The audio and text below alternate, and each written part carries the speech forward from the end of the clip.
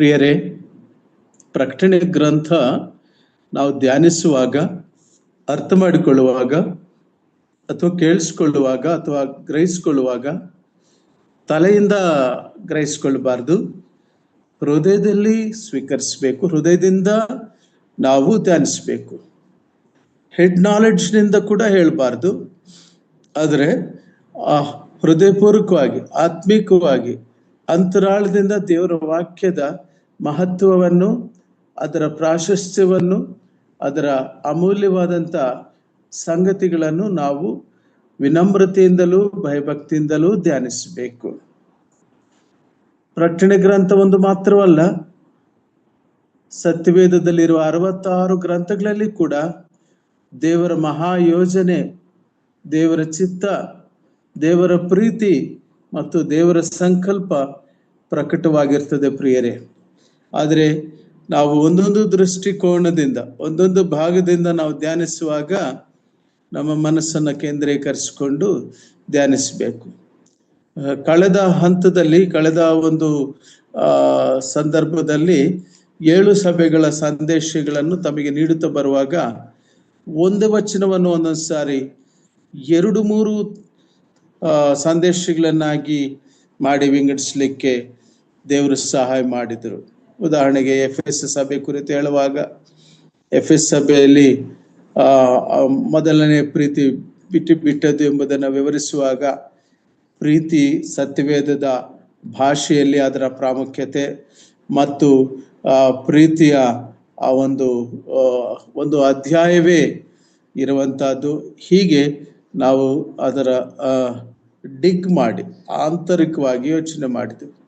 ಆದರೆ ಈಗ 2ನೇ ಹಂತ, ಈ ಪ್ರಕಟಣೆ ಗ್ರಂಥದ ಒಂದು ಮುನ್ನುಡಿ. ಇಟ್ಸ್ ಎ ಗುಡ್ ವರ್ಡ್, ಕನ್ನಡದಲ್ಲಿ ಚೆನ್ನಾಗಿದೆ, ಮುನ್ನುಡಿ.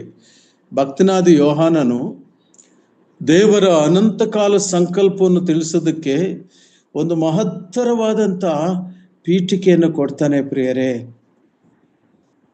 ಪೀಠಿಕೆ ಪಾಠಕ್ಕೆ ಮುಖ್ಯ. ಪೀಠಿಕೆ ಎಷ್ಟು ಚೆನ್ನಾಗಿ ಅರ್ಥ ಆಗುತ್ತೋ ಪಾಠವು ಅಷ್ಟು ಚೆನ್ನಾಗಿ ಅರ್ಥ ಆಗುತ್ತೆ ಅಂತಕ್ಕಂಥದ್ದು ಬೋಧನಾಂಶಗಳಲ್ಲಿರುವಂಥ ಒಂದು ಮುಖ್ಯ ಅಂಶ.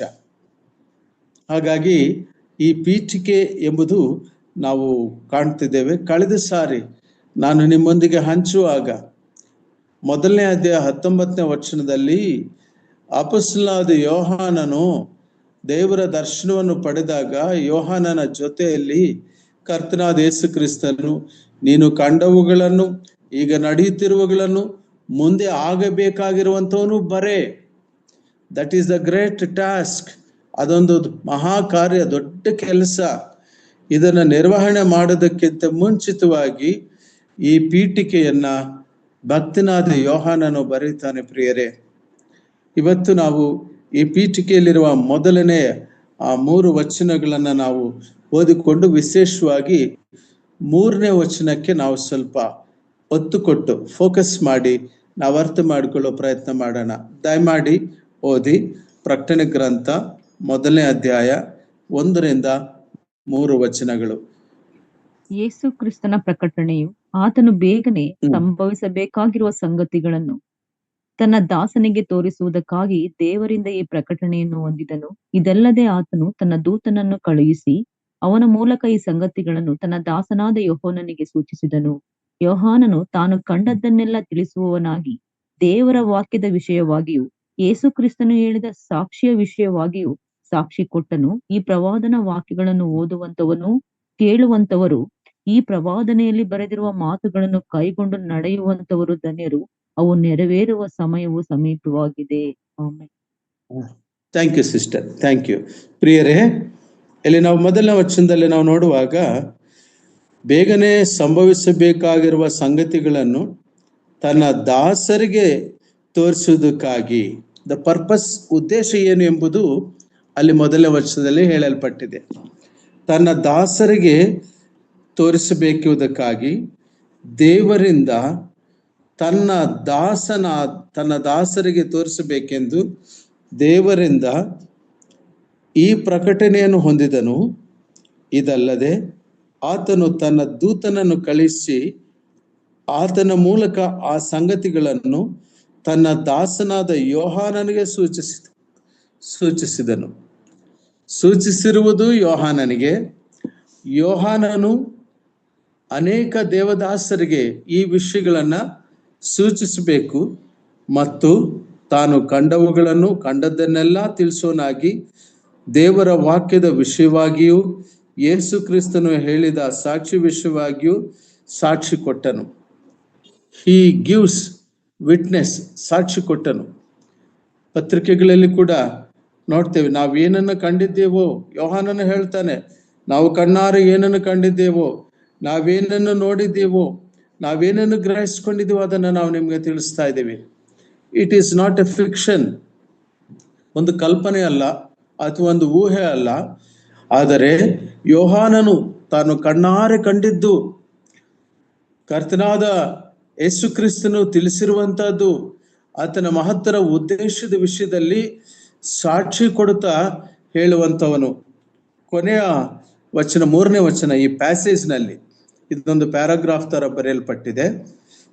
ಈ ಪ್ಯಾರಾಗ್ರಾಫ್ನಲ್ಲಿ 3ನೇ ವಚನಕ್ಕೆ ಬಂದಾಗ ಈ ಒಂದು ಒಳ್ಳೆಯ ಮಾತು ಇಲ್ಲಿ ಬರೆಯಲ್ಪಟ್ಟಿದೆ ನೋಡಿ. ಈ ಪ್ರವಾದನ ವಾಕ್ಯಗಳನ್ನು ಓದುವಂಥವನು, see the grammar of the language, ಇಲ್ಲಿ ಬಳಕೆ ಆಗಿರುವ ಭಾಷೆಯ ವ್ಯಾಕರಣ ನೋಡಿ. ಓದುವಾಗ ಒಬ್ಬೊಬ್ಬನೇ ಓದ್ತಾನೆ, ಎಲ್ಲರೂ ಒಟ್ಟಾಗಿ ಓದ್ತಾ ಇರ್ಬೋದು. ಆದರೆ ಈಗ ನಾನು ಓದ್ತಿದ್ದೀನಿ ಅಂತ ತಿಳ್ಕೊಳ್ಳಿ. ಈಗ ನಾನು ಶಿವಪ್ರಸಾದ್ ಎಂಬ ನಾನು ಓದ್ತಾ ಇದ್ದೇನೆ. ಈ ಪ್ರವಾದನ ವಾಕ್ಯಗಳನ್ನು ಇನ್ನೊಬ್ರು ಓದ್ತಾರೆ. ನಮ್ಮ ಜೂಮ್ನಲ್ಲಿ ಇರುವಂಥವ್ರು ನೀವು ಓದ್ತಿದ್ದೀರಿ ಅಂತ ತಿಳ್ಕೊಳ್ರಿ. ಆ ಓದುವಂಥವನು, ಕೇಳುವಂಥವರು, ಅಲ್ಲಿ ಪ್ಲೂರಲ್ ಇದೆ. ಓದುವಂಥವನು ಒಬ್ಬನು, ಆದರೆ ಕೇಳುವವರು ಬಹುತೇಕ ಜನ ಇರ್ತಾರೆ. ಈ ಪ್ರಕಟಣೆ ಗ್ರಂಥದಲ್ಲಿರುವ ವಾಕ್ಯಗಳನ್ನು ಕೇಳಿ ಎಷ್ಟೋ ಜನ ರಕ್ಷಣಾ ಮಾರ್ಗಕ್ಕೆ ಬಂದಿದ್ದಾರೆ ಪ್ರಿಯರೇ. ಚರಿತ್ರೆಯಲ್ಲಿ ನೋಡುವುದಾದರೆ ಲೆಕ್ಕಕ್ಕೆ ಸಿಗುವುದಿಲ್ಲ. ಇಲ್ಲಿ ಬರೆಯಲ್ಪಟ್ಟಂತ ವಾಕ್ಯಗಳ ಒಂದು ಶಕ್ತಿ, ಬಲ ಅಷ್ಟು ಮಹತ್ತರವಾಗಿದೆ. ಆದ್ದರಿಂದ ಇಲ್ಲಿ ಒಂದು ಪದ ಉಪಯೋಗಿಸಲ್ಪಟ್ಟಿದೆ, ಅದನ್ನು ನಾವು ಇವತ್ತು ಧ್ಯಾನಿಸ್ತೇವೆ. ಈ ಪ್ರವಾದನ ವಾಕ್ಯಗಳನ್ನು, ಅಂದರೆ ಪ್ರಕಟಣೆ ಗ್ರಂಥದಲ್ಲಿರುವ ಪ್ರವಾದನ ವಾಕ್ಯಗಳನ್ನು ಓದುವಂಥವನು ಸಿಂಗುಲರ್, ಕೇಳುವಂಥವರು ಪ್ಲೂರಲ್. ಈ ಪ್ರವಾದನೆಯಲ್ಲಿ ಬರೆದಿರುವ ಮಾತುಗಳನ್ನು ಕಾಯ್ಕೊಂಡು ನಡೆಯುವಂಥವರು. That is very important. ಕೇಳೋದು ಸುಲಭ, ನಾವು ಕೇಳಿಸ್ಕೊಳ್ತೇವೆ, ಓಕೆನಾ, ಮತ್ತು ಓದುವುದು ಸುಲಭ, ಓದುತ್ತೇವೆ. ಆದರೆ ಇವುಗಳನ್ನ, ಅಲ್ಲೊಂದು ಮಾತು ಬರೆಯಲ್ಪಟ್ಟಿದೆ ನೋಡ್ರಿ, ಬರೆದಿರೋ ಮಾತುಗಳನ್ನ ಕೈಕೊಂಡು ನಡೆಯುವಂಥವ್ರು ಧನ್ಯರು. ಕೈಕೊಂಡು ನಡೆಯುವಂಥದ್ದೇನು? ನಮ್ಮ ಪ್ರಾಕ್ಟಿಕಲ್ ಲೈಫ್ನಲ್ಲಿ ಕರ್ತನಾದ ಯೇಸು ಕ್ರಿಸ್ತನ ಆ ಮಹತ್ವವನ್ನ ಯಾವಾಗಲೂ ಧ್ಯಾನಿಸ್ತಾ ಇರಬೇಕು ಮತ್ತು ಆ ವಚನಗಳು ನಮ್ಮ ದೃಷ್ಟಿಗೆ, ನಮ್ಮ ನೆನಪಿಗೆ ಬರ್ತಾ ಇರಬೇಕು. ಈ ಪ್ರವಾದನೆಯಲ್ಲಿ ಬರೆದಿರುವ ಮಾತುಗಳನ್ನು ಕೈಕೊಂಡು ನಡೆಯುವಂಥವರು ಧನ್ಯರು. ಇಲ್ಲಿ ನಾನು ನೆನೆಸ್ತೇನೆ, ಧನ್ಯತೆ ಎಂಬ ಪದ ಬಂತು. ಅವು ಮತ್ತು ಇನ್ನೊಂದು ವಚನ ಮಧ್ಯಭಾಗ ಇದೆ, ಅದನ್ನು ಕಂಟಿನ್ಯೂ ಮಾಡ್ತೀನಿ. ಅವು ನೆರವೇರುವ ಸಮಯವು ಸಮೀಪವಾಗಿದೆ. ಇನ್ನು ಸಮಯ, ಕೃಪಾಕಾಲದ ಸಮಯ ಅಂತ್ಯವಾಗುವ ಸಮಯ. ದೇವರು ಒಂದು ದಿನ ಹೇಳ್ತಾರೆ, ಸಮಯವನ್ನು ದೇವರು ತನ್ನ ಹತೋಟಿಯಲ್ಲಿ ಇಟ್ಕೊಂಡಿದ್ದಾರೆ. ಸಮಯ ಆತನ ಕೈಯಲ್ಲಿದೆ. ಈಗ ಸಮಯವನ್ನು ನಮಗೆ ಕೊಟ್ಟಿದ್ದಾರೆ, ಒಂದು ಆಲೋಚನೆ ಮಾಡುವುದಕ್ಕಾಗಿ, ಒಂದು ನಿರ್ಣಯವನ್ನು ತೆಗೆದುಕೊಳ್ಳೋದಕ್ಕಾಗಿ, ನಮ್ಮ ಬದುಕಿನ ಯೋಜನೆಗಾಗಿ. ಇದೆಲ್ಲದಕ್ಕೂ ಸಮಯ ಇದೆ, ಇದು ಕೃಪಾಕಾಲ ಸಮಯ ಇದೆ. ಆದರೆ ಆತನ ಸಮಯ ಒಂದು ಬರ್ತದೆ. ಈ ಪ್ರವಾದನ ವಾಕ್ಯಗಳು ಕೈಕೊಂಡು ನಡೆಯುವಂಥವ್ರು ಧನ್ಯರು. ಅವು ನೆರವೇರ್ತಾ ಇದ್ದಾವೆ, ಸಮಯ ಸಮೀಪ ಆಗ್ತಾ ಇದೆ. ಎರಡೂ ಇಲ್ಲಿ ಉಂಟು. ಹಾಗಾಗಿ ಪ್ರಿಯರೇ, ಇದನ್ನ ಕೇಳುವಂಥವರು ಧನ್ಯರೇ. ನಮ್ಮ ಜೂಮ್ ಆ್ಯಪ್ನಲ್ಲಿ ಎಷ್ಟು ಜನ ಕೇಳ್ತಾ ಇದ್ದೀರೋ, ಈ ಪ್ರಕಟಣೆಯಲ್ಲಿರುವಂಥ ಮಾತುಗಳು ಕೇಳಿದರೂ ಧನ್ಯತೆ. ಅಂದರೆ what a great God we have. ನಮಗೆಂಥ ದೊಡ್ಡ ದೇವರು ಪ್ರಿಯರೇ. ವಾಕ್ಯ ನಮ್ಮನ್ನು ಬದುಕಿಸುತ್ತದೆ, ವಾಕ್ಯ ನಮಗೆ ಪ್ರೇರೇಪಣೆ ಕೊಡ್ತದೆ, ವಾಕ್ಯ ನಮ್ಮನ್ನು ಬಲಪಡಿಸುತ್ತದೆ. ಬನ್ನಿ, ಸತ್ಯವೇದದಲ್ಲಿರುವ ಧನ್ಯತೆಗಳನ್ನೇ ನಾವು ಯೋಚಿಸಬೇಕಾಗಿದೆ. ದೇವರ ವಾಕ್ಯದ ಬೆಳಕಿನಲ್ಲಿ ನಾನು ಈ ದಿನ ನಿಮ್ಮ ಮುಂದೆ 7 ಧನ್ಯತೆಗಳನ್ನು ಹಂಚಿಕೊಳ್ಬೇಕೆಂಬುದಾಗಿ ನಾನು ಬಯಸ್ತಾ ಇದ್ದೇನೆ, ಸಮಯದ ಇತಿಮಿತಿ ಒಳಗಡೆನೆ. ಈ 7 ಧನ್ಯತೆಗಳಲ್ಲಿ ನಾವು ಮೊದಲನೇ ಧನ್ಯತೆಯನ್ನು ಈಗಾಗಲೇ ಓದ್ಕೊಂಡಿದ್ದೀವಿ. ಏನು ಈ ಮೊದಲನೇ ಧನ್ಯತೆ ಅಂದ್ರೆ, ಪ್ರಕಟಣೆ ಗ್ರಂಥದಲ್ಲಿರುವ ಈ ಪ್ರವಾದನ ವಾಕ್ಯಗಳನ್ನು ಓದುವಂಥವನು, ಕೇಳುವಂಥವರು, ಅದನ್ನು ಕಾಯ್ಕೊಂಡು ನಡೆಯುವಂಥವರು ಧನ್ಯರು ಎಂಬುದಾಗಿ. ಹಾಗ ಮತ್ತೆ ಮುಂದಕ್ಕೆ ಹೋಗ್ತಾ ಈ ಪ್ರಕಟಣೆ ಗ್ರಂಥ ಒಂದು ಕಂಪ್ಲೀಟ್ ಅಧ್ಯಯನವನ್ನು ನಾವು ಮಾಡಬೇಕು ಪ್ರಿಯರೇ. 22 ಅಧ್ಯಾಯಗಳಲ್ಲಿ ಕೂಡ ದೇವರ ಅಮೋಘವಾದಂಥ, ಬಹಳ ಅದ್ಭುತವಾದಂಥ ದೇವರ ಯೋಜನೆ ಇದೆ. ಕೆಲವರು ಇದನ್ನ ವಿವರಿಸುವಾಗ ಬೇರೆ ಬೇರೆ ರೀತಿಗಳಲ್ಲಿ ವಿವರಿಸ್ತಾರೆ. ಕೆಲವರು ಇಸ್ರಾಯೇಲ ಚರಿತ್ರೆಯನ್ನು ಹೇಳ್ತಾರೆ, ದಾನಿಯೇಲ ಗ್ರಂಥವನ್ನು ಮೊದಲು ಹೇಳ್ತಾರೆ. ಹಾಗಾಗಿ ವಿಸ್ತೃತವಾದ ಅಧ್ಯಯನ ಮಾಡ್ತಾರೆ. ಕೆಲವರು ವಾಕ್ಯದ ವಚನಗಳನ್ನು ಓದಿ ವಚನಗಳ ಪ್ರಕಾರ ವಿವರಿಸ್ತಾರೆ. ಇನ್ನು ಕೆಲವರು ಅಧ್ಯಾಯವನ್ನು ತೆಗೆದುಕೊಂಡು ಆ ಅಧ್ಯಾಯದಲ್ಲಿ ಬರುವ ಮುಖ್ಯಾಂಶಗಳನ್ನು ತೆಗೆದುಕೊಂಡು ವಿವರಿಸ್ತಾರೆ. ಹೇಗೆ ವಿವರಿಸಿದ್ರು ಕೂಡ ಈ 22 ಅಧ್ಯಾಯಗಳು ಕೂಡ 3 ಸಂಗತಿಗಳಿಗೆ ಒಳಪಟ್ಟಿವೆ. ಒಂದು, ಯೋಹಾನನ ಕಾಲಘಟ್ಟದಲ್ಲಿ ನಡೆದು ಹೋದ ಸಂಗತಿಗಳು. ಯಾವಾಗ ಯೋಹಾನ ಪತ್ಮೋಸ್ ದ್ವೀಪದಲ್ಲಿ ಸೆರೆಯಲ್ಲಿ ಬಿದ್ದನೋ, ಡೊಮೇಷಿಯನ್ ಚಕ್ರವರ್ತಿ, ರೋಮನ್ ಚಕ್ರವರ್ತಿ ಆತನನ್ನ ದೇವರ ವಾಕ್ಯ ಹೇಳಿದಕ್ಕಾಗಿ, ದೇವರ ವಿಷಯದಲ್ಲಿ ಸಾಕ್ಷಿ ಹೇಳಿದಕ್ಕಾಗಿ ಸೆರೆಮನೆಗೆ ಹಾಕಿ ಪತ್ಮೋಸ್ ದ್ವೀಪದಲ್ಲಿ ಹಿಂಸಾತ್ಮಕ ಸ್ಥಿತಿಯಲ್ಲಿ ಇಟ್ಟನೋ, ಆ ಸಂದರ್ಭ, ಅಂತ ಒಂದು ಸ್ಥಿತಿನಲ್ಲಿ ದೇವರ ವಾಕ್ಯದ ಕುರಿತು ಅಪೊಸ್ತಲನಾದ ಯೋಹಾನನ ಬರೆಯುವಂಥದ್ದನ್ನು ನಾವು ಕಾಣ್ತೇವೆ, ದೇವರು ಹೇಳಿರುವಂತಹ ಸಂಗತಿಗಳನ್ನು. ಪ್ರಿಯರೇ, ಡೊಮೇಷಿಯನ್ ಚಕ್ರವರ್ತಿ ನಿಧನನಾದ ಮೇಲೆ ಅವನು ಸತ್ತೋಗ್ತಾನೆ. ಆ ರೋಮನ್ ಚಕ್ರವರ್ತಿ, ಅವನು ಹೆಸರು ಡೊಮೇಷಿಯನ್, ಅಪೊಸ್ತಲನಾದ ಯೋಹಾನನನ್ನ ಸೆರೆಮನೆಗೆ ಹಾಕಿದವನು. ಆತನ ಮರಣದ ನಂತರ ಅಪೊಸ್ತಲನಾದ ಯೋಹಾನನಿಗೆ ಬಿಡುಗಡೆ ಆಗ್ತದೆ. ಬಿಡುಗಡೆ ಆದಾಗ ಮತ್ತೆ ಅಪೊಸ್ತಲನಾದ ಯೋಹಾನನು ಎಫೆಸಿಗೆ ಬರ್ತಾನೆ, ಅದು ಬೇರೆ ವಿಷಯ. ಇವತ್ತು ನಮ್ಮ ವಾಕ್ಯದ ಧ್ಯಾನಾಂಶ ಈ 7 ಧನ್ಯತೆಗಳಲ್ಲಿ ಕೆಲವು ಧನ್ಯತೆಗಳನ್ನಾದರೂ ನಾವು ಪಡೆದುಕೊಳ್ಳೋಣ. ಮೊದಲನೇದು ಈಗಲೇ ನಾವು ಓದ್ಕೊಂಡಿದ್ದೀವಿ, ಪ್ರಕಟಣೆ ಗ್ರಂಥ 1ನೇ ಅಧ್ಯಾಯ 3ನೇ ವಚನ. ಈಗ 2ನೇ ಧನ್ಯತೆಗೆ ಹೋಗೋಣ, ದಯಮಾಡಿ ನೋಡಿ. ಪ್ರಕಟಣೆ ಗ್ರಂಥ 14ನೇ ಅಧ್ಯಾಯ 13ನೇ ವಚನ. ಪ್ರಕಟಣೆ ಗ್ರಂಥದಲ್ಲಿನೇ ಈ 7 ಧನ್ಯತೆಗಳು ನಾವು ಕಾಣ್ತೇವೆ. ಪ್ರಕಟಣೆ ಗ್ರಂಥ 14ನೇ ಅಧ್ಯಾಯ 13ನೇ ವಚನ. ಪರಲೋಕದಿಂದ ಒಂದು ಶಬ್ದವು ನನಗೆ ಕೇಳಿಸಿತು, ಅದು ಇಂದಿನಿಂದ ಕರ್ತನ ಭಕ್ತರಾಗಿ ಸಾಯುವವರು ಧನ್ಯರು ಎಂಬುದಾಗಿ ಬರೆ ಎಂದು ನನಗೆ ಹೇಳಿತು. ಅದಕ್ಕೆ ಆತ್ಮ, ಹೌದು, ಅವರು ಧನ್ಯರೇ, ಅವರ ಕಷ್ಟ ತೀರಿತು, ಅವರಿಗೆ ವಿಶ್ರಾಂತಿ ಆಗುವುದು, ಅವರ ಸುಕೃತ್ಯಗಳು ಅವರೊಡನೆ ಬರುವವು ಎಂದು ಹೇಳುತ್ತಾನೆ. Thank you sister. ಪ್ರಿಯರೇ, ಬ್ರದರ್ ಒಂದು ವಾಕ್ಯ ಯಾವುದು ನನಗೆ ಫೋನ್ ಬಂತ, ಅದಕ್ಕೆ ಕಟ್ ಆಯ್ತು. ಹೌದಾ? ಆ ಪ್ರಕಟಣೆ ಗ್ರಂಥ 14ನೇ ಅಧ್ಯಾಯ 13ನೇ ವಚನ ಬ್ರದರ್. Revolution chapter 14 verse 13. ಮತ್ತೊಮ್ಮೆ ಓದ್ತೀನಿ ನಾನು. ಪರಲೋಕದಿಂದ ಒಂದು ಶಬ್ದವು ನನಗೆ ಕೇಳಿಸಿತು, ಅದು ಇಂದಿನಿಂದ ಕರ್ತನ ಭಕ್ತರಾಗಿ ಸಾಯುವವರು ಧನ್ಯರು ಎಂಬುದಾಗಿ ಬರೆ ಎಂದು ನನಗೆ ಹೇಳಿತು. ಅದಕ್ಕೆ ಆತ್ಮನು, ಹೌದು, ಅವರು ಧನ್ಯರೇ, ಅವರ ಕಷ್ಟ ತೀರಿತು, ಅವರಿಗೆ ವಿಶ್ರಾಂತಿ ಆಗುವುದು, ಅವರ ಸುಕೃತ್ಯಗಳು ಅವರೊಡನೆ ಬರುವವು ಎಂದು ಹೇಳುತ್ತಾನೆ. ಪ್ರಿಯರೇ, ಇದು ಶ್ರೇಷ್ಠವಾದ ಧನ್ಯತೆ. ಈ ಸ್ವರ ಒಬ್ಬ ಅಪೊಸ್ತಲನಿಂದ ಬಂದದ್ದಲ್ಲ, ಈ ಸ್ವರ ಒಬ್ಬ ಪ್ರವಾದಿಯಿಂದ ಬಂದದ್ದಲ್ಲ, ಈ ಸ್ವರವು ಒಬ್ಬ ಬೋಧಕನಿಂದ ಬಂದದ್ದಲ್ಲ. This voice comes from heaven. ಇದು ಪರಲೋಕದಿಂದ ಬಂದ ಸ್ವರ. ಪ್ರಿಯರೇ, ವಾಟ್ ಎ ಗ್ರೇಟ್ ಗಾಡ್! ಎಂತಹ ಅದ್ಭುತ ದೇವರು! ಕೀರ್ತನೆಗಳಲ್ಲಿ ನಾವು ಇದೇ ವಚನವನ್ನು ಕಾಣ್ತೇವೆ. ಕರ್ತನಲ್ಲಿದ್ದು ಮರಣ ಹೊಂದಿದವರ ಮರಣವನ್ನು ಅಲ್ಪವೆಂದೆಣಿಸುವುದಿಲ್ಲ. ಇಲ್ಲಿ ಅದರ ಚೆನ್ನಾಗಿರುವ ವಿವರಣೆಯನ್ನ ನಾವು ಕಾಣ್ತೇವೆ. ಹೇಗಂದ್ರೆ ಆ ಶಬ್ದ ಬಂದಾಗ ಆತ್ಮನ ಒಂದು ಪ್ರತಿಕ್ರಿಯೆ ನೋಡ್ರಿ. ಇಲ್ಲಿ ಪರಲೋಕದಿಂದ ಬಂದ ಶಬ್ದ ಏನು?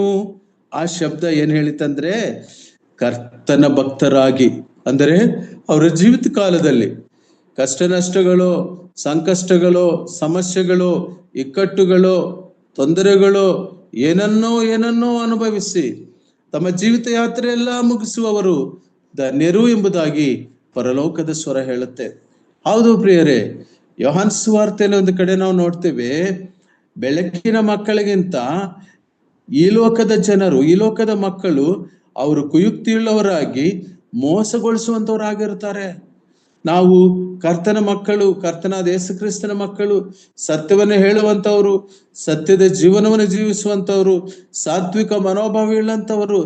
ಆದರೆ ನಮ್ಮನ್ನು ಯಹಲೋಕದ ಜನರು ಈ ರೀತಿ ಹಿಂಸಿಸುವಾಗ, ಹಿಂಸೆ ಪಡಿಸುವಾಗ, ಕಷ್ಟಕ್ಕೆ ಒಳಪಡಿಸುವಾಗ ಕರ್ತನಲ್ಲಿ ಪ್ರಿಯರೇ ನಾವು ಕಾಣ್ತೇವೆ, ಇದು ಕಷ್ಟವೇ. ಕರ್ತನ ಭಕ್ತರಾಗಿ ಸಾಯುವರು ಧನ್ಯರು ಎಂಬುದಾಗಿ ಬರೇ ಎಂದು ನನಗೆ ಹೇಳಿತು. ಆಗ ಆತ್ಮನು ಅದಕ್ಕೆ ಹೇಳ್ತಾನೆ, ಹೌದು, ಅವರು ಧನ್ಯರೇ, ಅವರ ಕಷ್ಟ ತೀರಿತು. ಹೌದು ಪ್ರಿಯರೇ, ಕಷ್ಟ ತೀರಿತೆ, ಅವರ ಕಷ್ಟವು ತೀರಿತು.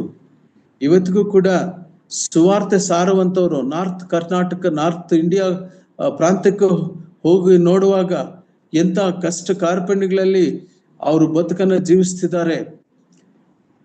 ಈ ರೀತಿಯಾಗಿ ದೇವರ ವಾಕ್ಯವನ್ನು ಹೇಳಿದಕ್ಕಾಗಿ ನಿಷ್ಕಾರಣವಾಗಿ ವಿನಾಕಾರಣ ಸರಪಣಿಗಳಲ್ಲಿದ್ದಾರೆ, ಸೆರೆಮನೆಯಲ್ಲಿದ್ದಾರೆ, ಬೇಲ್ ಸಿಗ್ತಿಲ್ಲ.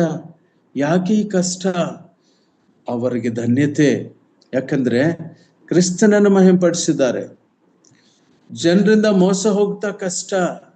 ಪ್ರಿಯರೇ, ಈ ಕಷ್ಟವು ತೀರಿತು ಎಂಬುದಾಗಿ ಆತ್ಮನ ಹೇಳುತ್ತಾ ಅವರಿಗೆ ವಿಶ್ರಾಂತಿ ಆಗುವುದು. ಅದೊಂದು ಆತ್ಮೀಕ ವಿಶ್ರಾಂತಿ. ಕರ್ತನಲ್ಲಿ ಪ್ರಿಯರೇ, ಅವರ ಸುಕೃತ್ಯಗಳು ಅವರೊಡನೆ ಬರುವವು. ಅವರು ಮಾಡಿರೋ ಸುಕೃತ್ಯಗಳು ಅವರ ಜೊತೆಯಲ್ಲಿ ಬರುವಂತವಾಗಿವೆ. ಆದುದರಿಂದ ಈ ವಾಕ್ಯಗಳು, ಈ ಪ್ರಕಟಣೆ ಗ್ರಂಥದಲ್ಲಿರುವ ವಾಕ್ಯಗಳನ್ನು ಓದುವಂತವರು ಧನ್ಯರು ಎಂಬುದಾಗಿ ಹೇಳುವಾಗ ಜೀವಿತ ಕಾಲದಲ್ಲಿ ಸಿಗುವಂತ ಧನ್ಯತೆ, ಮೃತ್ಯುವ ನಂತರ ಸಿಗುವಂತ ಧನ್ಯತೆ, ಎರಡನೇ ಮರಣವಿಲ್ಲ, ಪರಲೋಕದ ಭಾಗ್ಯ, ವಿಶ್ರಾಂತಿಯ ಕಾಲ. ಕರ್ತನಲ್ಲಿ ಪ್ರಿಯರೇ, ಆ ಧನ್ಯತೆಯನ್ನು ನಾವು ಪಡೆದುಕೊಳ್ಳುವಂತವರಾಗಿರ್ತೇವೆ. ಮೂರನೇ ಅಂಶಕ್ಕೆ ನಾನು ಹೋಗ್ತೇನೆ. ಮೂರನೇ ಧನ್ಯತೆ ಅದೇನೆಂಬುದಾಗಿ ಹೇಳುವಾಗ, ಕರ್ತನಲ್ಲಿ ಪ್ರಿಯರೇ, ಕರ್ತನಾದ ಯೇಸು ಕ್ರಿಸ್ತನ ಹೇಳ್ತಾನೆ, ನಾನನ್ನು ಕಳ್ಳನು ಬರುವಂತೆ ಬರ್ತೇನೆ. ಹಾಗಾದ್ರೆ ಏನು? ಮೈಲಿಗೆ ಆದ ವಸ್ತ್ರಗಳನ್ನ ಶುಭ್ರ ಮಾಡಿಕೊಂಡವರು ಧನ್ಯರು. ವಸ್ತ್ರಕ್ಕೆ ಏನೋ ಅಂಟ್ಕೊಳ್ಳುತ್ತೆ. ನಾವು ಸಾಮಾನ್ಯವಾಗಿ ನಮ್ಮ ವ್ಯಾಪಾರ ವ್ಯವಹಾರಕ್ಕೂ ಡ್ಯೂಟಿಗೆ ಹೋಗ್ತಾ ಇರ್ತೀವಿ. ಎಲ್ಲೋ ಮರದ ಮೇಲಿಂದ ಒಂದು ಹಕ್ಕಿ ಏನೋ ಒಂದು ರಟ್ಟೆ ಹಾಕ್ತದೆ, ಎಲ್ಲ ಏನೋ ಧೂಳು ತಗಲ್ಕೊಳ್ಳುತ್ತೆ, ಅಥವಾ ಏನೋ ಕೊಳ್ಳೆ ಆಗುತ್ತೆ. ಆದರೆ ಅದನ್ನು ನಾವು ಹಾಗೆ ಇಟ್ಕೊಳ್ತೀವ? ಇಲ್ಲ, ವಾಶ್ ಮಾಡ್ಕೊಳ್ತೀವಿ, ಕ್ಲೀನ್ ಮಾಡ್ಕೊಳ್ತೀವಿ. ದಯಮಾಡಿ ನೋಡ್ರಿ, ಪ್ರಕಟಣೆ ಗ್ರಂಥ 16ನೇ ಅಧ್ಯಾಯ 15ನೇ ವಚನದಲ್ಲಿ ಒಂದು ಧನ್ಯತೆ ಇದೆ. ಆ ಧನ್ಯತೆಯನ್ನು ನಾವು ಧ್ಯಾನಿಸೋಣ. ಪ್ರಕಟಣೆ ಗ್ರಂಥ 16ನೇ ಅಧ್ಯಾಯ. ಈಗ ಕಳ್ಳನು ಬರುವಂತೆ ಬರುತ್ತೇನೆ, ತಾನು ನಿರ್ವಾಣನಾಗಿ ತಿರುಗಾಡಿ ಅವಮಾನಕ್ಕೆ ಗುರಿಯಾದನೆಂದು ಎಚ್ಚರವಾಗಿದ್ದು ತನ್ನ ವಸ್ತ್ರಗಳನ್ನು ಕಾಪಾಡಿಕೊಳ್ಳುವವನು ಧನ್ಯನು. ಸಾಕು ಸಿಸ್ಟರ್, ಸಾಕು. Thank you. ಪ್ರಿಯರೇ, ಕೆಲವೊಮ್ಮೆ ಕನ್ನಡ ಭಾಷೆಯಲ್ಲಿ ಯೂಫಮಿಸ್ಟಿಕ್ ಲ್ಯಾಂಗ್ವೇಜ್ ಅಂತಾರೆ ಇದನ್ನ ಇಂಗ್ಲಿಷ್ನಲ್ಲಿ, ಮಾರ್ಮಿಕ ಪದಗಳು ಉಪಯೋಗಿಸಿರ್ತಾರೆ. ಪ್ರಾಯಶಃ ಆ ಸಭ್ಯತೆಯ ಒಂದು ದೃಷ್ಟಿಯಿಂದ ಇಲ್ಲಿ ನಾವೊಂದು ಪದ ಕಾಣ್ತಾ ಇದ್ದೇವೆ, ನಿರ್ವಾಣನಾಗಿ ಅಂತ. ಈ ಪದದ ಇನ್ನೊಂದು ಭಾಷಾಂತರದಲ್ಲಿ ನಾವು ನೋಡುವಾಗ ವಸ್ತ್ರಹೀನನಾಗಿ ಅಥವಾ ದಿಗಂಬರನಾಗಿ, ಅಂದ್ರೆ ಆತ್ಮೀಯ ವಸ್ತ್ರಗಳಿಲ್ಲದಲೆ ನಾವು ಕಳೆದ ಸಾರಿ ಆತ್ಮೀಯ ವಸ್ತ್ರಗಳನ್ನು ಕುರಿತು ನಾವು ಧ್ಯಾನಿಸಿದ್ದೇವೆ. ಆತ್ಮಿಕ ಸ್ವಭಾವವಿಲ್ಲದಲೆ ಶಾರೀರಿಕ ಸ್ವಭಾವದಲ್ಲಿ ಶಾರೀರಿಕ ರೀತಿಯಲ್ಲಿ ಸ್ಪಂದಿಸುತ್ತಾ ಭಾವಾವೇಶಕ್ಕೆ ಒಳಗಾಗುತ್ತಾ ಹೇಗೋ ಮನಸ್ಸೋ ಇಚ್ಛೋ ಬೇಕಾಬಿಟ್ಟಿ ಜೀವಿಸುವಂತ ಜೀವನ ಇದ್ರೆ ಅದನ್ನು ತೊಳೆದುಕೊಂಡ್ರೆ ಧನ್ಯತೆ ಅಂತ ಹೇಳ್ತಾನೆ ಸ್ವಾಮಿ. ಪ್ರಿಯರೇ, ಎಷ್ಟು ಚಂದ ಇದೆಯಲ್ಲ ದೇವರ ವಾಕ್ಯ. ಗಮನಿಸಿ ನೋಡಿದ್ರೆ ಇಲ್ಲಿ ಕಳ್ಳನು ಬರುವಂತೆ ನಾನು ಬರ್ತೇನೆ, ತಾನು ನಿರ್ವಾಣನಾಗಿ ತಿರುಗಾಡಿ ಅವಮಾನಕ್ಕೆ ಗುರಿಯಾದನೆಂದು ಎಚ್ಚರವಾಗಿದ್ದು ತನ್ನ ವಸ್ತ್ರಗಳನ್ನು ಕಾಪಾಡಿಕೊಳ್ಳುವವನು ಧನ್ಯನು. ಕರ್ತನಲ್ಲಿ ಪ್ರಿಯರೇ, ಈ ಧನ್ಯತೆಯು ನಮಗೆ ಉಂಟು. ವಸ್ತ್ರಗಳನ್ನು ನಾವು ಕಾಪಾಡಿಕೊಳ್ಳುವಾಗ ನಮಗೆ ಒಂದು ಧನ್ಯತೆ ನಮಗೆ ಸಿಗ್ತದೆ. ಅದಕ್ಕೆ ನಾವು ಕ್ರಿಸ್ತನ ಬಳಿಗೆ ಬರಬೇಕು.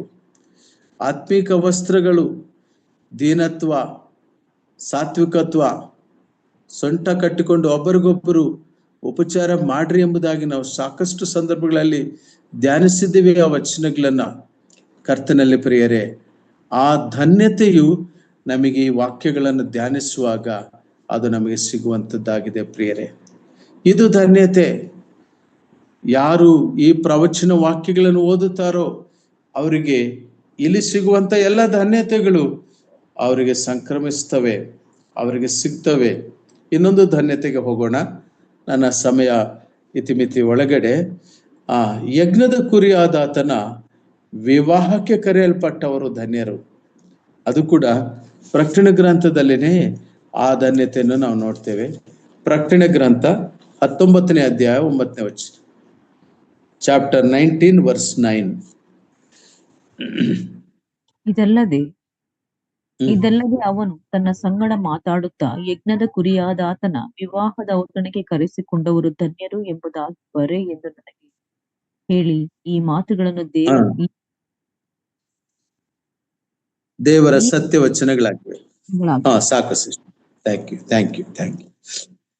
ಈಗ ನಾವು ಒಂದು ಕಾಲಘಟ್ಟ, ಇದು ನಾವು ನಂತರ ಧ್ಯಾನಿಸ್ತೇವೆ. ಪರಲೋಕದಲ್ಲಿ ಸಭೆ ಮೊದಲಿಂಗನು ವಿವಾಹ ಎಂಬುದಾಗಿ ಹೇಳುವಾಗ ಆತನೊಂದಿಗೆ ನಾವು ಸೇರಿಸಲ್ಪಟ್ಟುದು. ಇಹಲೋಕದ ಅರ್ಥದ ವಿವಾಹಿಕ ಜೀವಿತ, ವಿವಾಹ ಎಂಬುದಾಗಿರುವ ಅರ್ಥದಲ್ಲಿ ನಾವು ಗ್ರಹಿಸಿಕೊಳ್ಳುವುದಿಲ್ಲ. ನಾವು ಕ್ರಿಸ್ತನೊಂದಿಗೆ ಯುಗ ಯುಗಗಳು ಆತನೊಂದಿಗೆ ನಾವು ಇರ್ತೇವೆ, ನಿತ್ಯತ್ವದಲ್ಲಿ ಆತನ ಜೊತೆಯಲ್ಲಿ ಇರ್ತೇವೆ. ಪ್ರಿಯರೇ, ಆ ಒಂದು ವಿವಾಹಕ್ಕೆ, ಆ ಯಜ್ಞದ ಕುರಿಯಾದಾತನ ವಿವಾಹದ ಔತಣಕ್ಕೆ, ಇಹಲೋಕದಲ್ಲಿ ಸಂಕಟ ಕಾಲ, ಮಹಾಸಂಕಟ ಕಾಲ ನಡೀತಾ ಇರ್ತದೆ. ಬಾಬೇಲ್ ಪಟ್ಟಣವು ಬಿದ್ದು ಹೋಗ್ತದೆ ಮತ್ತು ಬಲಿಷ್ಠನಾದ ದೇವದೂತರು ಇಹಲೋಕದ ಮೇಲೆ ಮತ್ತು ಪಾತ್ರೆಗಳನ್ನ ಸುರಿಸುತ್ತಿರ್ತಾರೆ. ಉಗ್ರತ ಒಂದು ಪಾತ್ರೆಗಳು, ತೂರಿಗಳು. ಸಂಕಟ ಕಾಲ 3.5 ವರ್ಷ ಮಹಾಸಂಕಟ ಕಾಲ ಭೂಲೋಕದಲ್ಲಿ. ಇವೆಲ್ಲವೂ ಕೂಡ ನಡೆಯುತ್ತಿರುವಂತ ಸಂದರ್ಭದಲ್ಲಿ ಪರಲೋಕದಲ್ಲಿ ಹರ್ಷ ಉಂಟಾಗ್ತದೆ. ನಾವು 19ನೇ ವಚನದ 19ನೇ ಅಧ್ಯಾಯದ ಮೊದಲೇ ಶಿರೋನಾಮ ನಾವು ನೋಡ್ತೇವೆ. ಟೈಟಲ್, ಬಾಬೆಲ್ ಪಟ್ಟಣವು ಬಿದ್ದದಕ್ಕೆ ಪರಲೋಕದಲ್ಲಿ ಉಂಟಾದ ಹರ್ಷವನ್ನು ಕುರಿತು ನಾವು ನೋಡ್ತೇವೆ. ಮತ್ತು 4ನೇ ಅಧ್ಯಾಯದ ಕೊನೆಯಲ್ಲಿ ನೋಡಿದಾಗ ಸಭೆ ಎಂಬ ಕನ್ಯೆಯನ್ನು, ರಾಜನನ್ನು ಕುರಿತದ್ದು ನಾವು ಕಾಣ್ತೇವೆ. ವಾಟ್ ಎ ಗ್ರೇಟ್ ಪ್ರಿವಿಲೇಜ್ ಪ್ರಿಯರೇ. ಆದ್ದರಿಂದ ನಾವು ಯಾಕೆ ಗಂಟಲು ಕಿರ್ಚ್ಕೊಂಡು ನಮ್ಮ ಯವನಸ್ಥರಿಗೆ ಬೋಧನೆ ಮಾಡ್ತೇವೆ? ಅಯ್ಯ, ನಿಮ್ಮ ರಕ್ಷಣೆಯನ್ನ ನಿರ್ಲಕ್ಷ್ಯ ಮಾಡಬೇಡಿ. ಯಾಕಂದರೆ ಮಹಾಸಂಕಟ ಕಾಲ, 3.5 ವರ್ಷಗಳ ಕಾಲ ಸಂಕಟ ಕಾಲ, 3.5 ವರ್ಷಗಳ ಮಹಾಸಂಕಟ ಕಾಲ ಬಿಡಲ್ಪಡುವುದಾದರೆ ಮೃಗವು, ಸುಳ್ಳು ಪ್ರವಾದಿಯು, ಆ ಸಂಖ್ಯೆ, ಈ ಎಲ್ಲ ರೀತಿಯ ಆ ಹಿಂಸ, ಆ ನರಕದ ಒಂದು ಯಾತನೆಯಿಂದ ತಪ್ಪಿಸಿಕೊಂಡು ಪರಲೋಕದ ಭಾಗ್ಯಕ್ಕೆ, ಯಜ್ಞದ ಕುರಿಯಾದಾತನ ಔತಣಕ್ಕೆ ಕರೆಯಲ್ಪಡುವಂತ ಒಂದು ಭಾಗ್ಯವು ನಮ್ಮದಾಗಬೇಕು. ಅದಕ್ಕಾಗಿ ನಾವು ಈ ಸುವಾರ್ತೆಯನ್ನು ಸಾರ್ತೇವೆ. ಕರ್ತನಾದ ಯೇಸು ಕ್ರಿಸ್ತನಲ್ಲಿ ಇರುವಂತವರಿಗೆ ಅವರ ಮರಣವೂ ಭಾಗ್ಯಕರವಾಗಿದೆ, ಅವರ ಜೀವನವೂ ಭಾಗ್ಯಕರವಾಗಿದೆ. ಮತ್ತು ಅವರಿಗೆ ಒಂದು ಆಹ್ವಾನ.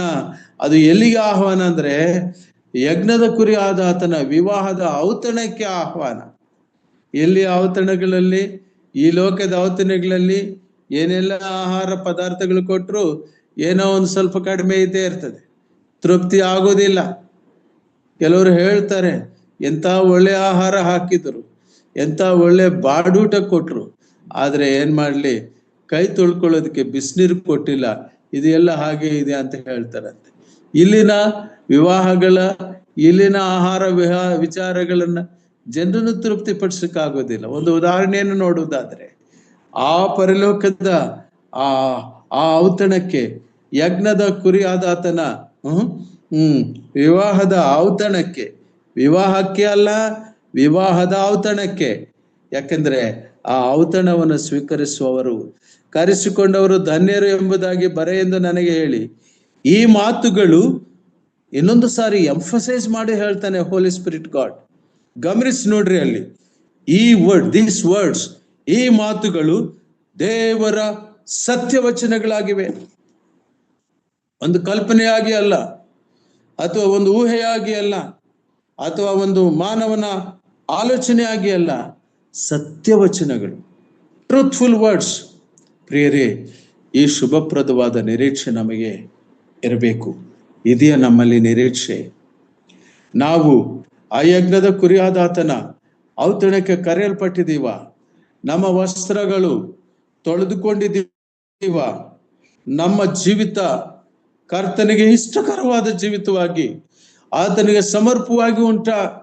ಪ್ರಿಯರೇ, ಯಾರನ್ನಾದರೂ ನಾವು ಸಂಧಿಸಿ ಮಾತಾಡಿದಾಗ ನಮ್ಮ ಹೃದಯದಲ್ಲಿ, ನಮ್ಮ ಮಾತುಗಳಲ್ಲಿ ಕ್ರಿಸ್ತನ ಪ್ರೀತಿ ಸಾಕ್ಷಾತ್ಕರಿಸಲ್ಪಡಬೇಕು. ಆಗ ಇವರು ಪರಲೋಕದ ದೇವರ ಮಕ್ಕಳೆಂಬುದಾಗಿ ಜನರು ಸಾಕ್ಷೀಕರಿಸಬೇಕು. ನಮ್ಮ ವ್ಯಕ್ತಿಗತ ಜೀವನದಲ್ಲಿ ತಪ್ಪಿ ಹೋದಿವ, ಸೋಲಾಯ್ತಾ, ಸಮಸ್ಯೆಗಳು ಎದುರಿಸ್ಲಿಕ್ಕೆ ಕಷ್ಟ ಆಯ್ತಾ, ಅನಾರೋಗ್ಯದ ವೇದನೆ ತಡ್ಕೊಳ್ಳಿಕ್ಕೆ ಆಗದೆ ಹೋಯ್ತಾ, ಮೊಣಕಾಲೂರಿ ಪ್ರಾರ್ಥನೆ ಮಾಡು. ಆದರೆ ಪ್ರಿಯನೇ, ಈ ಸತ್ಯದ ವಚನಗಳು, ಯಜ್ಞದ ಕುರಿಯಾದ ಆತನ ಔತಣಕ್ಕೆ ನೀನು ಕರೆಯಲ್ಪಟ್ಟಿಯ, ಇದೊಂದು ಧನ್ಯತೆ. ಈ ಧನ್ಯತೆ ಈ ಪ್ರಕಟಣೆ ಗ್ರಂಥದಲ್ಲಿ ನಾವು ಕಾಣ್ತೇವೆ. ಇದು ಧನ್ಯತೆ ಎಂಬುದಾಗಿ ಇದ್ರೂ ಕೂಡ ಇದು ಎಚ್ಚರಿಕೆ ಅಂತಲೂ ಕೂಡ ನಾವು ತಿಳ್ಕೊಬೇಕಾಗುತ್ತೆ. ಯಾಕಂದ್ರೆ ಆ ಪದವಿಗೆ, ಆ ಔತಣಕ್ಕೆ ಸ್ವಾಮಿ ಒಂದು ಕಡೆ ಒಂದು ಮಾತು ಹೇಳ್ತಾರೆ, ನೀವು ಬೀದಿಯಲ್ಲಿ ಹೋಗಿ ಅವರನ್ನ ಕರ್ಕೊಂಡು ಬನ್ನಿ. ಯಾರಿಗಾದರೂ ಮದುವೆಯ ವಸ್ತ್ರವಿಲ್ಲದಿದ್ರೆ ಎಂಥ ಪರಿಸ್ಥಿತಿ? ನನಗೆ ಹೆಚ್ಚು ವಿವರಿಸಲಿಕ್ಕೆ ಸಮಯ ಅವಕಾಶ ಇಲ್ಲದಿರೋದ್ರಿಂದ ನಾನು ಇಷ್ಟಕ್ಕೆ ಸ್ಟಿಕನ್ ಆಗ್ತೀನಿ. 7 ಧನ್ಯತೆಗಳು ನಾವು ನೆನಪು ಮಾಡಿಕೊಳ್ತಾ, ಯೋಚನೆ ಮಾಡ್ಕೊಳ್ತಾ ಇರೋಣ. ಮತ್ತು 5ನೇದಕ್ಕೆ ನಾನು ಹೋಗ್ತೇನೆ. ಪ್ರಕಟಣೆ ಗ್ರಂಥ 20ನೇ ಅಧ್ಯಾಯ 6ನೇ ವಚನದಲ್ಲಿ ಒಂದು ಧನ್ಯತೆ ನಮಗೆ ಕಾಣಿಸುತ್ತೆ. ಪ್ರಿಯರೇ, ಈ ಪ್ರಕಟಣೆ ಗ್ರಂಥ ಉದ್ದಕ್ಕೂ ಕೂಡ ನಮಗೆ ಭಯಪಡುವ ಗ್ರಂಥ ಅಲ್ಲ ಇದು. ನಮಗೆ ಧನ್ಯತೆಗಳನ್ನು ಕೊಟ್ಟಿರುವಂತ ಗ್ರಂಥ ಇದು. ನಾವು ಧ್ಯಾನಿಸ್ತಾ ಹೋಗ್ತಾ ಯಹಲೋಕದ ಸಂಗತಿಗಳು, ಪರಲೋಕದ ಸಂಗತಿಗಳು, ದೂತರುಗಳ ಕಾರ್ಯಗಳು, ಇವೆಲ್ಲವನ್ನು ಕೂಡ ನಾವು ಗಮನಿಸ್ಕೊಳ್ತಾ ಇದ್ದೀವಿ. ಆದರೆ ಇದಿಸ್ ಓನ್ಲಿ ಇಂಟ್ರಡಕ್ಷನ್. ಇದು ಮುನ್ನುಡಿ, ಪ್ರಕಟಣೆಯ ಗ್ರಂಥಕ್ಕೆ ಮುನ್ನುಡಿ. Introduction to the book of revolution. ಈ ಶೀರ್ಷಿಕೆಯಲ್ಲೇ ನಾವಿದ್ದೀವಿ. ಈ ಶೀರ್ಷಿಕೆಯ ಒಳಗಡೆನೆ ನಾವು ಆ ಹಲವು ಸಂಗತಿಗಳನ್ನ ದೇವರ ವಾಕ್ಯದ ಬೆಳಕಿನಲ್ಲಿ ಧ್ಯಾನಿಸ್ತಿದ್ದೀವಿ. ದಯಮಾಡಿ ನೋಡ್ರಿ, 20ನೇ ಅಧ್ಯಾಯ 6ನೇ ವಚನ. 20ನೇ ಅಧ್ಯಾಯ ಪ್ರಥಮ ಪುನರುತ್ಥಾನದಲ್ಲಿ ಸೇರಿರುವವನು ಧನ್ಯನು, ಪರಿಶುದ್ಧನೂ ಆಗಿದ್ದಾನೆ.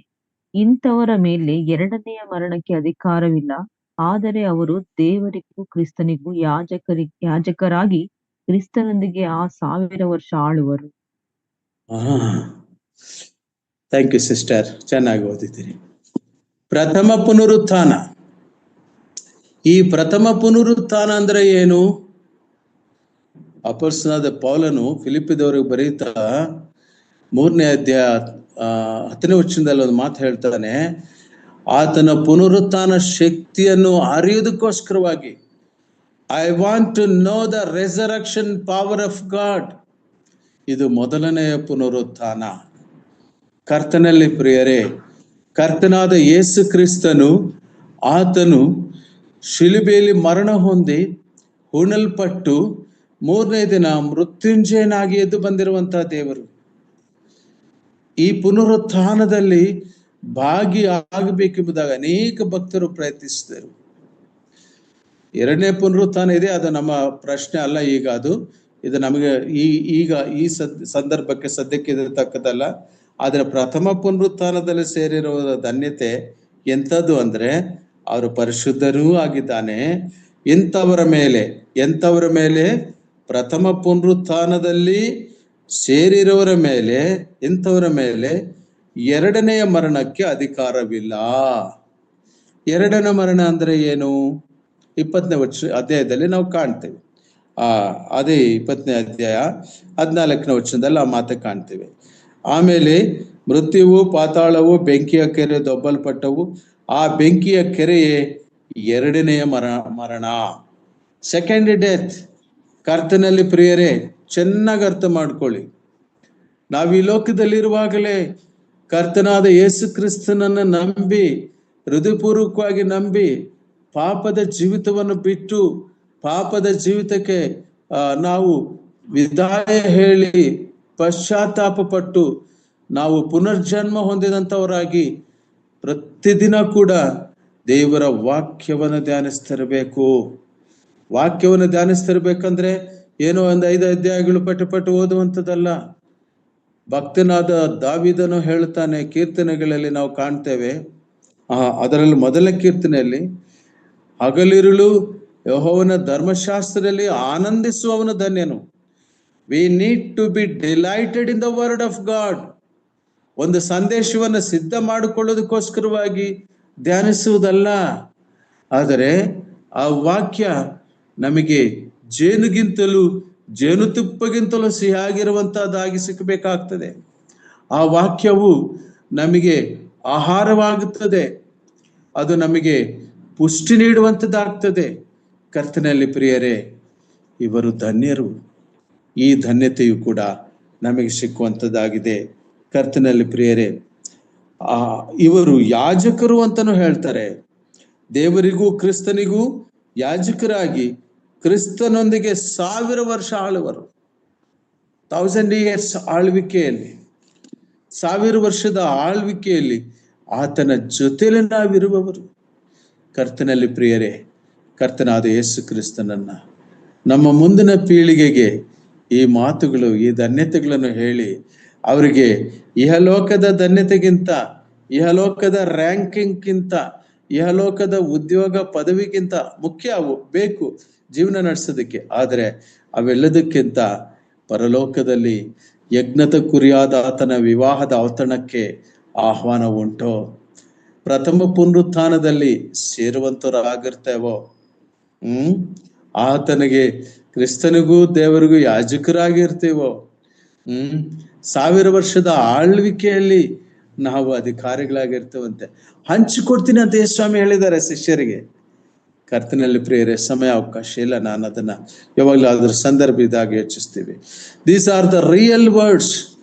ಇವು ಸತ್ಯದ ವಚನಗಳು, ಇದು ಪರಲೋಕದ ಸ್ವರ, ಇದು ದೇವರ ಅನಂತ ಕಾಲ ಪ್ರಣಾಳಿಕೆ ಈ ಪ್ರಪಂಚಕ್ಕೆ, ಈ ವಿಶ್ವಾಸಿಗಳಿಗೆ, ಈ ಲೋಕದ ಅವಿಶ್ವಾಸಿಗಳಿಗೆ, ನ್ಯಾಯ ತೀರ್ಪಾಗುವಂತರಿಗೆ ಎಲ್ಲರಿಗೂ ಸೇರಿಸಿ ಕಟ್ಟಕಡೆಯ ಪ್ರವಚನ ಗ್ರಂಥ. ಅದಕ್ಕಾಗಿ ನಾವು ಇದನ್ನ ಗಮನವಿಟ್ಟು ಧ್ಯಾನಿಸಬೇಕು, ಲಕ್ಷ್ಯವಿಟ್ಟು ಓದಬೇಕು, ಹೃದಯಂಗಮವಾಗಿ ಓದಬೇಕು. ಕರ್ತನು ತಾನೇ ನಮ್ಮ ಜೊತೆಯಲ್ಲಿದ್ದು ನಮಗೆ ತಿಳಿಸುತ್ತಿದ್ದಾನೆಂಬುದಾಗಿ ಕೃತಜ್ಞತೆಯಿಂದ, ಧನ್ಯತೆಯಿಂದ ಧ್ಯಾನಿಸಬೇಕು, ಹೇಳಬೇಕು. ಪ್ರಿಯರೇ, ನಾನು ಮುಂದಕ್ಕೆ ಹೋಗ್ತೇನೆ. ಮತ್ತೊಮ್ಮೆ 6ನೇ ವಚನ, 6ನೇ ವಾಗ್ದಾನ, 6ನೇ ವಾಗ್ದಾನ, 22ನೇ ಅಧ್ಯಾಯ 7ನೇ ವಚನ, ಪ್ರಕಟಣೆ ಗ್ರಂಥದ ಒಳಗಡೆನೆ ನಾನು ಮೆಡಿಟೇಷನ್ ಮಾಡಿ ಈ ಸಂಗತಿಗಳನ್ನು ನಿಮ್ಮ ದೃಷ್ಟಿಗೆ ತಗೊಂಡು ಬರ್ತಾ ಇದ್ದೀನಿ. 22ನೇ ಅಧ್ಯಾಯ 7ನೇ ವಚನ, ದಯಮಾಡಿ ಓದಿ. ಈಗ ಬೇಗನೆ ಬರುತ್ತೇನೆ. ಈ ಪುಸ್ತಕದಲ್ಲಿ ಬರೆದಿರುವ ಪ್ರವಾದನೆಯ ಮಾತುಗಳನ್ನು ಕೈಕೊಂಡು ನಡೆಯುವವನು ಧನ್ಯನು ಎಂದು ಹೇಳಿದರು. ನೋಡಿ ಪ್ರಿಯರೇ, ಇವುಗಳನ್ನು ಕೈಕೊಂಡು ನಡಿಬೇಕು ಅಂತ ಹೇಳಿರೋದು 2ನೇ ಸಾರಿ. ಯಾವುದೇ ಆಗ್ಲಿ 2 ಸಾರಿ ಹೇಳಲ್ಪಟ್ಟಿದೆ ಅಂದ್ರೆ ಅದು ಬಹಳ ಪ್ರಮುಖವಾಗಿದೆ. ಅದಕ್ಕೆ ನಾವು ಪ್ರಾಮುಖ್ಯತೆ ಕೊಡಬೇಕು, ಇಂಪಾರ್ಟೆನ್ಸ್ ಕೊಡಬೇಕು. ಮತ್ತೊಂದು ಸಾರಿ ದೇವರಾತ್ಮನು ಒಂದು ವೇಳೆ 1ನೇ ಅಧ್ಯಾಯದ 1ನೇ ಅಧ್ಯಾಯ 3ನೇ ವಚನ ಪೀಠಿಕೆಯಲ್ಲಿ ಓದಿ ಮರ್ತೋಗಿದ್ದೀರೇನೋ? ಓ ವಿಶ್ವಾಸಿಗಳೇ, ಓ ಸಭೆಗೆ ಹೋಗುವಂತ ಪ್ರಿಯಜನರೇ, ಮತ್ತೊಮ್ಮೆ ಜ್ಞಾಪ ಮಾಡ್ಕೊಳ್ರಿ.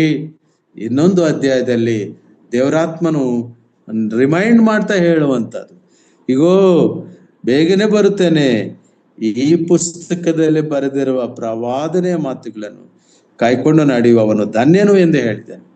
ಎಂತ ಅದ್ಭುತನಾದಂಥ ದೇವರ ಕರ್ತನಲ್ಲಿ ಪ್ರಿಯರೇ. ಕೊನೆಯದಾಗಿ ನಾವು 7ನೇ ಧನ್ಯತೆ 22ನೇ ಅಧ್ಯಾಯ 14ನೇ ವಚನ. Revelations chapter 22 verse 14. ಪ್ರಾರಂಭವು ಸಮಾಪ್ತಿಯೂ ಆಗಿದ್ದೇನೆ. ತಮ್ಮ ನಿಲುವಂಗಿಗಳನ್ನು ತೊಳಕೊಂಡವರು ಧನ್ಯರು, ಅವರಿಗೆ ಜೀವವೃಕ್ಷದ ಹಕ್ಕು ಇರುವುದು. ಅವರು ಬಾಗಿಲುಗಳಿಂದ ಈ ಪಟ್ಟಣದೊಳಕ್ಕೆ ಸೇರುವರು. ಇಲ್ಲಿ ಗಮನಿಸಿ ನೋಡುವಾಗ ತಮ್ಮ ನಿಲುವಂಗಿಗಳನ್ನ 20ನೇ ಅಧ್ಯಾಯದಲ್ಲಿ ನಾವು ನೋಡುವಾಗ, 22ನೇ ಅಧ್ಯಾಯ 7ನೇ ವಚನದಲ್ಲಿ ನಾವು ನೋಡುವಾಗ ಅಲ್ಲಿ ನಾವೊಂದು ಸಂಗತಿ ಕಾಣ್ತೇವೆ, ಬೇಗನೆ ಬರ್ತೇನೆ ಎಂಬುದಾಗಿ. 20ನೇ ಅಧ್ಯಾಯ 6ನೇ ವಚನದಲ್ಲಿ ನಾವು ನೋಡುವಾಗ ಯಾಜಕರು ಎಂಬುದಾಗಿ ಹೇಳಲ್ಪಟ್ಟಿತ್ತು. ಈ ನಿಲುವಂಗಿ ಯಾಜಕರನ್ನ ಸೂಚಿಸುವಂತದ್ದಾಗಿದೆ. ಅಂದ್ರೆ ಏನರ್ಥ? ನಾವು ವಿಶೇಷವಾಗಿ ಆ ವಚನ 14ನೇ ವಚನದಲ್ಲಿ ನಾವು ನೋಡುವಾಗ ಅದನ್ನೂ ಕೂಡ ತೊಳಕೊಂಡವರು ಧನ್ಯರು, ಅವರಿಗೆ ಜೀವವೃಕ್ಷದ ಹಕ್ಕು ಇರುವುದು. ಕರ್ತನಲ್ಲಿ ಪ್ರಿಯರೇ, ಇಂತಹ ಒಂದು ಧನ್ಯತೆ ಇಲ್ಲಿ ಬೋಧಕರು ಕೂಡ ಪರಿಶೀಲನೆ ಮಾಡ್ಕೋಬೇಕು. Preachers need preaching, speakers need speech. ನಮಗೆ ಪರ್ಫೆಕ್ಷನ್ ಆಗಬೇಕಾಗಿದೆ. ಬೋಧಕರೇ ಬಾಧಕರಾಗಿ ಹೋಗುವಂತ ಕಠಿಣ ಕಾಲಗಳಲ್ಲಿ ನಾವಿದ್ದೇವೆ. ಆದ್ದರಿಂದ ನಿಲುವಂಗಿಗಳನ್ನು ತೊಳೆದುಕೊಳ್ಳಿರಿ, ಅಂದರೆ ನೀವು ಶುದ್ಧರಾಗಿ. ಯಾಕಂತ ಹೇಳಿದ್ರೆ ಕರ್ತನಲ್ಲಿ ಪ್ರಿಯರೇ, ಅವರಿಗೆ ಜೀವವೃಕ್ಷದ ಹಕ್ಕು ಸಿಗುತ್ತೆ. What a great God. Eden ತೋಟದಲ್ಲಿ ಏನು ಮಾನವ ಕಳೆದುಕೊಂಡಿದ್ದಾನೋ ಆ ಜೀವವೃಕ್ಷದ ಫಲವನ್ನ ದೇವರು ಕೊಡ್ತೇನೆಂಬುದಾಗಿ ಹೇಳಿದ್ದಾನೆ. 7 ಸಭೆಗಳಲ್ಲಿ ಒಂದು ಸಭೆಗೂ ಕೂಡ ದೇವರು ಈ ವಾಗ್ದಾನವನ್ನು ಕೊಟ್ಟಿದ್ದಾನೆ, ಈ ಒಂದು ಧನ್ಯತೆಯನ್ನು ಕೊಟ್ಟಿದ್ದಾನೆ. ಆದ್ರಿಂದ ಪ್ರಿಯರೇ, ಆ ನಿಲುವಂಗಿಗಳನ್ನ ತೊಳುಕೊಳ್ಳುವುದು ಬಹಳ ಪ್ರಮುಖವಾಗಿರುವಂತಹ ಸಂಗತಿ ಆಗಿದೆ. ಅದನ್ನು ತೊಳ್ಕೊಳ್ಳಬೇಕು. ಎಫೆಸದವರು ಬರೆದ ಪತ್ರಿಕೆ 5ನೇ ಅಧ್ಯಾಯ 26ನೇ ವಚನ ಯಾವುದರಿಂದ ತೊಳ್ಕೋಬೇಕು? ಅಲ್ಲಿ ನಾವು ಗಮನಿಸಿ ನೋಡ್ತೀವಿ, ವಾಕ್ಯವೆಂಬ ಸ್ನಾನ. ದಯಮಾಡಿ ಒಮ್ಮೆ ನಾವು ಆ ವಚನವನ್ನು ಕೂಡ ನೋಡೋಣ. ಎಫೆಸದವರಿಗೆ ಬರೆದ ಪತ್ರಿಕೆ 5ನೇ ಅಧ್ಯಾಯ 26ನೇ ವಚನ. ನಿಮ್ಮ ಹೆಂಡತಿಯರನ್ನು ಪ್ರೀತಿಸಿರಿ, ಆತನ ಅದನ್ನು ಪ್ರತಿಷ್ಠೆಪಡಿಸುವುದಕ್ಕಾಗಿ ತನ್ನನ್ನು ಒಪ್ಪಿಸಿಕೊಟ್ಟನು. ಅದನ್ನು ಕಳಂಕ, ಸುಕ್ಕು ಮುಂತಾದೊಂದು ಇಲ್ಲದ ಕನ್ನಿಕೆಯೋ ಎಂಬಂತೆ ಪರಿಶುದ್ಧತ್ವವು ನಿರ್ದೋಷವೂ ಮಹಿಮೆ ಉಳ್ಳದ್ದೂ ಆಗಿರುವ ಸಭೆಯನ್ನಾಗಿ ತನ್ನೆದುರಿಗೆ ನಿಲ್ಲಿಸಿಕೊಳ್ಳಬೇಕೆಂದು ವಾಕ್ಯೋಪದೇಶ ಸಹಿತವಾದ ಜಲಸ್ನಾನವನ್ನು ಮಾಡಿಸಿ ಶುದ್ಧ ಮಾಡಿದನು. ಹಾಗೆಯೇ ಸಾಕು ಸಿಸ್ಟರ್, ಸಾಕು. Thank you. ವಾಕ್ಯೋಪದೇಶ ಸಹಿತವಾದ ಜಲಸ್ನಾನ. What a great adjectives. ಎಂತಹ ಗುಣವಾಚ್ಯಗಳನ್ನ ಹೇಳ್ತಾ ಇದ್ದಾನೆ ಸ್ವಾಮಿ ಪ್ರಿಯರೇ. ಈ ವಾಕ್ಯದ ಉಪದೇಶ ಸಹಿತವಾದ ಜಲಸ್ನಾನ. ಅದಕ್ಕೆ ಮೆಡಿಟೇಷನ್ ಮಾಡಿದಾಗೆಲ್ಲ, ಈ ವಾಕ್ಯಗಳನ್ನ ಹಂಚಿಕೊಂಡಾಗೆಲ್ಲ, ಆ ವಾಕ್ಯ ಹಂಚಿದವನು, ವಾಕ್ಯ ಕೇಳಿಸಿಕೊಂಡವರು ಅವರು ದೈವಾತ್ಮ ಪ್ರೇಷಿತರಾಗ್ತಾರೆ. ಅವರು ದೇವರ ವಾಕ್ಯದ ಆ ಶುದ್ಧತ್ವದ ಅನುಭವಕ್ಕೆ ಹೋಗ್ತಾರೆ. ಆದರೆ ಇಲ್ಲಿ ಪೌಲನು ಹೆಂಡತಿಯರನ್ನು ಎಂಬುದಾಗಿ ಹೇಳುತ್ತಾ, ಇದು ಒಂದು ದೊಡ್ಡ ಮರ್ಮ ಎಂಬುದಾಗಿ ಹೇಳುತ್ತಾ, ಕ್ರಿಸ್ತನಿಗೂ ಸಭೆಗೂ ಇರುವಂತ ಒಂದು ಆ ನಂಟು ಅಥವಾ ಆ ಮೊದಲಿಂಗನು ಮೊದಲಗಿತ್ತೆಂಬ ಬಾಂಧವ್ಯನು ಹೇಳುತ್ತಾ ಸಭೆಯನ್ನು ಆತನು ಯಾವ ರೀತಿ ಆ ಜಲಸ್ನಾನ ವಾಕ್ಯೋಪದೇಶ ಸಹಿತವಾದ ಜಲಸ್ನಾನವನ್ನು ಮಾಡಿಸಿ ಸ್ತುತಿ ಮಾಡಿದನು. The church needs to be edified time and again by the word of God. ದೇವರ ವಾಕ್ಯದ ಮೂಲಕವಾಗಿ ಪುಂಖಾನುಪುಂಖವಾಗಿ ಪದೇ ಪದೇ ಯಾಕೆ ನಮಗೆ ಧ್ಯಾನಗಳು, ಯಾಕೆ ನಮಗೆ ಯೋಚನೆಗಳು, ಯಾಕೆ ನಮಗೆ ಸ್ಪೆಷಲ್ ಮೀಟಿಂಗ್ಸ್, ಯಾಕೆ ನಮಗೆ ಜೂಮ್ ಮೀಟಿಂಗ್ಸ್, ಯಾಕೆ ನಮಗೆ ವಾಕ್ಯ? ಪ್ರಿಯರೇ, ವಾಕ್ಯೋಪದೇಶ ಸಹಿತವಾದ ಜಲಸ್ನಾನದ ಅನುಭವಕ್ಕೆ ನಾವು ಹೋಗಿರುವುದು ಉಂಟೆ. ವಾಕ್ಯವೇ ನಮ್ಮನ್ನು ತೊಳೆಯುತ್ತದೆ. ಮೊದಲನೇ ಪೇತ್ರ 1ನೇ ಅಧ್ಯಾಯ 22-23 ವಚನಗಳಲ್ಲಿ ಕೂಡ ನಾವೊಂದು ಸಂಗತಿ ನೋಡಿಕೊಂಡು ಮುಗಿಸ್ಕೊಳ್ಳೋಣ. 1 Peter chapter 1 verse 20-23.